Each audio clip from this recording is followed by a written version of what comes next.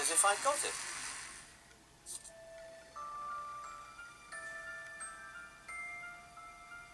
Wasn't I supposed to do something?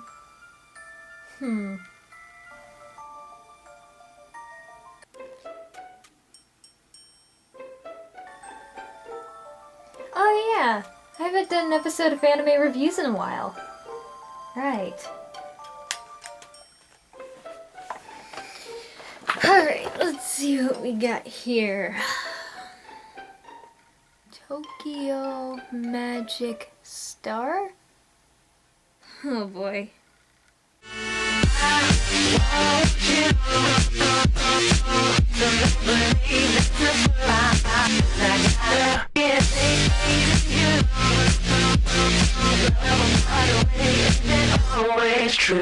Tokyo Magic Star, created by YouTube user Kawaii Oija 247, is about 3 girls in a pop singing group that double as magical girls. Gee, that sounds rather familiar. Actually, I had to look at announcement videos to find the plot of this fanime. It's fairly new, and despite having 2 episodes out already, nothing much has happened in the story so far. And honestly, this fanime is pretty generic. The characters, the plot, even the title, the show isn't exactly inspiring.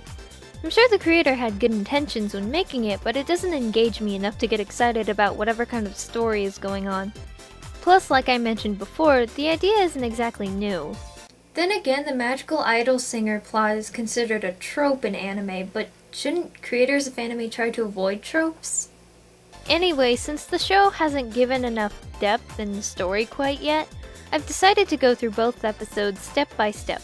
So without further ado, let's dive into episode 1.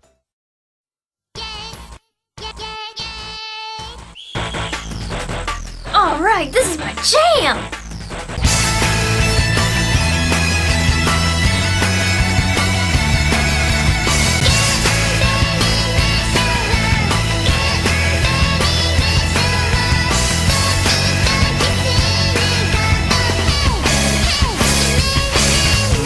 Back to business. The show starts off with a basic morning monologue about how the main character, Sakura, is going to some big audition thingy. If I try hard enough and I have the right attitude, I could do anything. To start off, let's look at the art. It's not terrible, but it could still use a bit of work. I can see that the creator is going for a sort of chibi look that reminds me a little of Ojamajo Doremi. In fact, now that I think about it, Sakura's hair reminds me of a character from that show. Also, the appendages of the characters tend to grow and shrink awkwardly. The art isn't terrible, but it could use tweaking. Back to the show. After a short conversation with her mom, Sakura runs in place to the aforementioned big audition. On the way, she bumps into... So, what are you doing up so early? Running errands for your mommy? Oh, hello, Min Aizawa from Tokyo Mew Mew. I'm not joking, this Umi character is a carbon copy of Mint. She looks and acts just like her, if not more stuck up. Through some idle chit-chat, it is revealed that Umi is also going to the same audition. What a coinky-dink! As I go through this, I'm starting to notice how loud the voices are. The voice actresses are either using a very sensitive microphone, or they're too close to the mic when they talk. There are times when the audio cracks because of how loud they are. Shut up! Who invited you along anyway? So they go to the audition, which is for a record company known as the Misaki Entertainment Company, and... Follow me into this room and they'll see you in a couple seconds. He's really cute. That's a boy? Never mind, they go on audition and they use their magically growing shoulders to try and impress the judges. I guess this would be a good time to mention that the animation could also use some work. It's okay for what it is, and I've seen worse. Still, it wouldn't hurt to practice.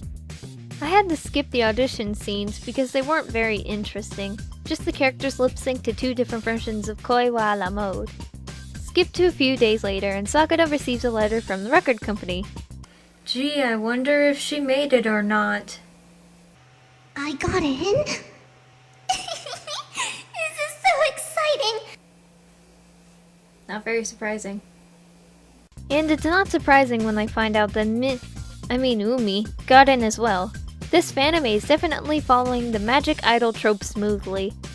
So the episode ends with Sakura wondering who the third member of the idol group is going to be, and then the credits roll.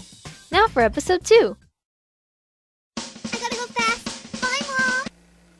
Gotta go fast? It starts with your typical I'm late for something scene, and Sakura goes to wake Umi up. I need my beauty rest. Didn't I tell you this before, Sakura? We gotta go fast, Umi. Gotta go fast. Let me note that the art has improved slightly since episode 1. There are a lot less wiggly lines and stretched limbs.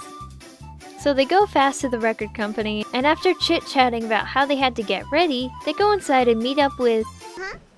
Oh, wow! It's Tomomi-kun! Yo! This guy, named Tomomi, is also some kind of idol that works with the record company.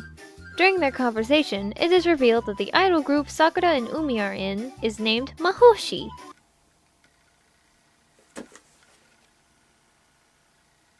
Okay, from some other video, I found out that Mahoshi is a mashup of Maho, which means magic, and Hoshi, which means star.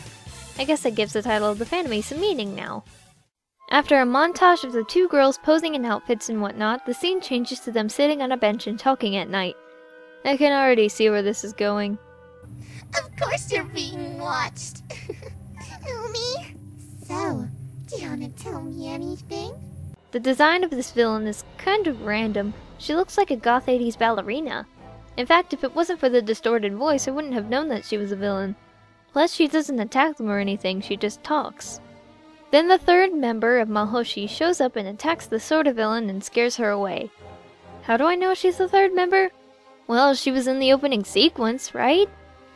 Then after explaining who she is, this happens. That's just ridiculous. I'm so sorry about that. I would hate to have that job.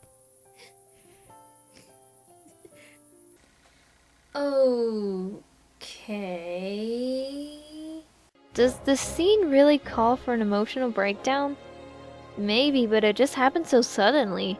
There's no build up to it or anything. Umi just decided to have the spiel on protecting people. Well, for whatever reason, the speech gets to their heroine. Thanks. Maybe I'll think about it. But I'm already under contract. Did somebody say contract? After that, the magical girl leaves and the two wonder who she was and why her outfit looked familiar. And it's over. Final thoughts? It's okay. Not terrible, but it still could use a lot of work. The story's a little sloppy and predictable, the characters are kind of typical, and the animation could use polishing.